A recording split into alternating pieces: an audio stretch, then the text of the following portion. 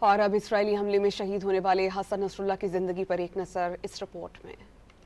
شہید سید حسن نصر اللہ حزب اللہ کے سربراہ تھے۔ وہ 1960 میں مشرقی بیروت کے علاقے برج حمود میں پیدا ہوئے۔ 1975 میں لبنان میں خانہ جنگی کے دوران ان کا خاندان جنوبی لبنان میں اپنے آبائی گاؤں بسوریا چلا گیا، جہاں حسن نصر اللہ نے 15 برس کی عمر میں لبنان کی اہم تحریک عمل میں شمولیت اختیار کی۔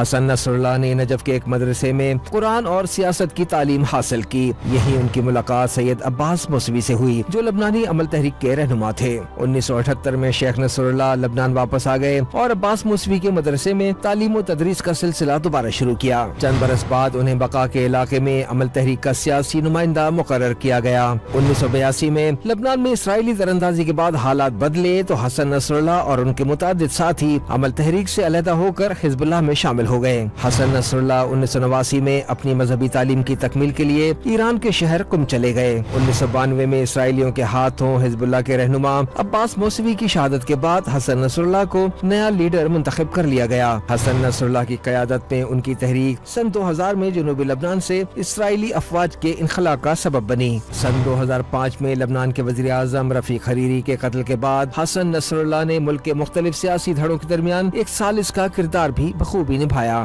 حسن نصر اللہ اپنی اہلیہ اور 3 بچوں کے ہمراہ جنوبی بیروت کے ایک متوسط علاقے میں رہتے تھے۔ ان کا بڑا بیٹا ہادی 1997 میں 18 برس کی عمر میں اسرائیلی حملے میں شہید ہو چکا ہے۔